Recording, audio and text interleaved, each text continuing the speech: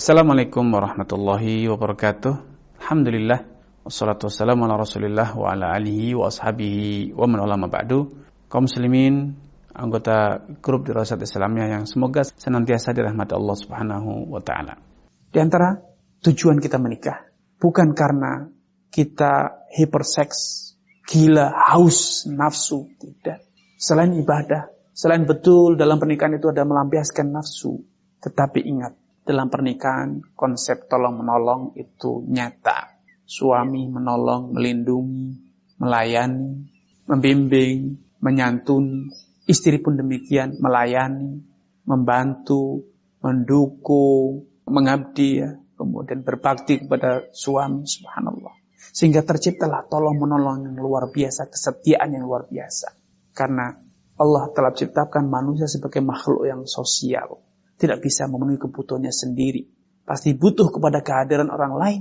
Siapapun kita. Sehingga suami harus berpikir bahwa dia menjadi suami bukan untuk mengeksploitasi. Tapi dia melayani, menyantuni, melindungi, membimbing. Maka itu dalam Al-Quran Allah katakan, Ar-rijalu qawwamun. Lelaki, suami itu pemimpin yang bertugas qawwam. Meluruskan, membimbing istrinya. Kemudian dalam Al-Quran Allah juga katakan, walahunna mithlul ladzi 'alaihinna bil ma'ruf walirrijali 'alaina darajah. Kaum wanita itu punya hak yang harus engkau tunaikan wahai kaum lelaki, wahai kaum suami. Yang hak wanita itu setimpal dengan kewajiban yang mereka harus jalankan, sehingga dalam rumah tangga bukan hanya eksploitasi, tapi yang lebih dilakukan adalah melayani. Karena itu jangan sampai menjadi suami yang hobi menginventaris hak, tetapi jadilah suami yang rajin menginventaris kewajiban diri Anda kepada istri. Kalau Anda sebagai seorang wanita, kewajiban sebagai seorang istri, apa yang harus dilakukan untuk suami. Sehingga terjadi kesetiaan yang berimbal balik. Karena semangat menikah bukan eksploitasi. Menikah itu adalah melayani. Menikah itu adalah melindungi. Menikah itu adalah untuk memberi, bukan mengemis. Kita menikah bukan untuk mengemis cinta. Kita menikah bukan untuk mengemis pelayanan. Tetapi kita menikah untuk memberi kedermawanan. Jiwa seorang mukmin telah ditanam oleh Nabi SAW dengan sabdanya al-yadul ulya khairun min yadis sufla.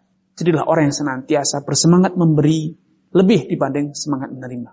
Suami tidak sepatutnya menjadi suami pengemis.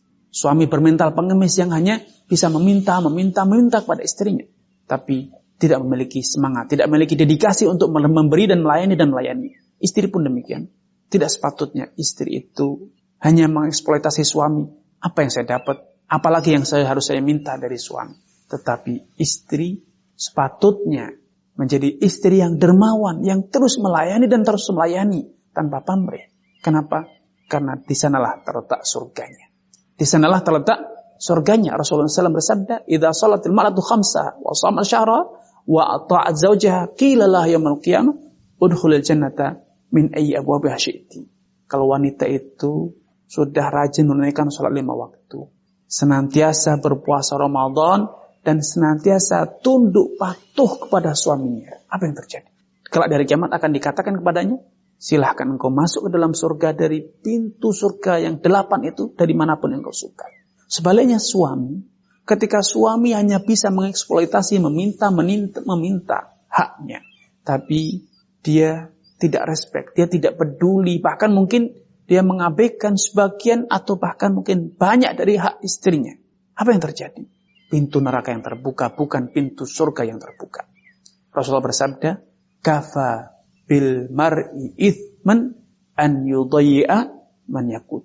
Cukup sebagai dosa besar yang akan menjerumuskan engkau ke dalam neraka bila engkau itu telah menelantarkan nafkah orang yang wajib engkau nafkahi.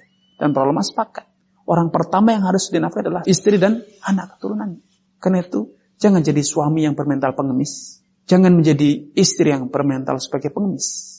Jadilah suami, jadilah istri yang bermental yadul ulya, tangan berada di atas. Lebih suka melayani. Itu yang digambarkan oleh Abdullah bin Abbas radhiyallahu ta'ala anhu. Ketika suatu hari didapatkan beliau berdandan cakep, ganteng, rupawan, tampan rupawan. Murid-muridnya heran. Engkau seorang ulama besar, berdandan seperti ini. Apalagi dia seorang ahli tafsir. Pantaskah seorang ulama besar berdandan, perlente, sehingga tampan? Maka Abdullah bin Abbas memberikan suatu alasan yang sangat menakjubkan. Inni uhibbu an atazayyana limra'ati kama uhibbu an tatazayyana li. Aku berdandan, aku senang berdandan karena aku pun senang bila istriku berdandan. Jadi aku berdandan bukan agar engkau puji, tapi agar istriku senang. Sebagaimana kalau istriku berdandan tampak cantik jelita, aku pun senang. Muhammad ibnu Ali ibnu Husain ibnu Ali ibn Abi Thalib, atau yang dikenal dengan Muhammad al-Hanafiyah, suatu hari menemui tamu, menemui murid-muridnya dengan menggunakan kain syal yang berwarna merah. Kemudian janggutnya atau jenggotnya meneteskan misik, sehingga sangat harum sekali beliau menemui tamu. Murid-murid beliau segera bertanya, "Mah, subhanallah, engkau mengenakan minyak wangi yang sedemikian harum.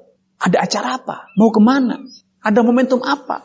Sehingga minyak wangi yang kau kenakan begitu semerbak dan engkau penampilannya luar biasa, kelihatan tampan rupawan."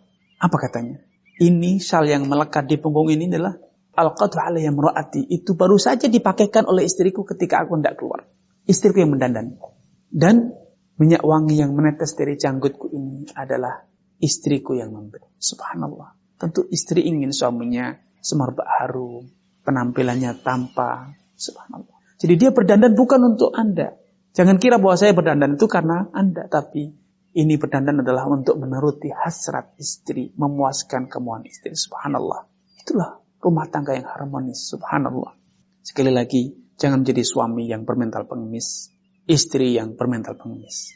Tapi jadilah suami yang bermental dermawan, menyantuni, melindungi, melayani. Sebagaimana jadilah istri yang dermawan, istri yang senantiasa berorientasi melayani suami, memuaskan suami, bukan hanya bertanya apa yang telah saya dapat dari suami. Wallahu ta'ala a'lam. Wassalamualaikum warahmatullahi wabarakatuh.